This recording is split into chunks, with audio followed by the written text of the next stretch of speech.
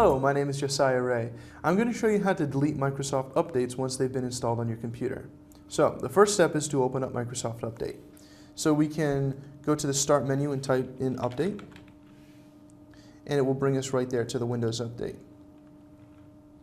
And what we want to do is view the update history. And at the very top it gives us an option to see the installed updates.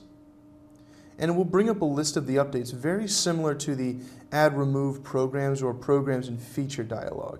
And so you can click on any of the updates, so like one of the security updates you think may be causing a problem, and click Uninstall.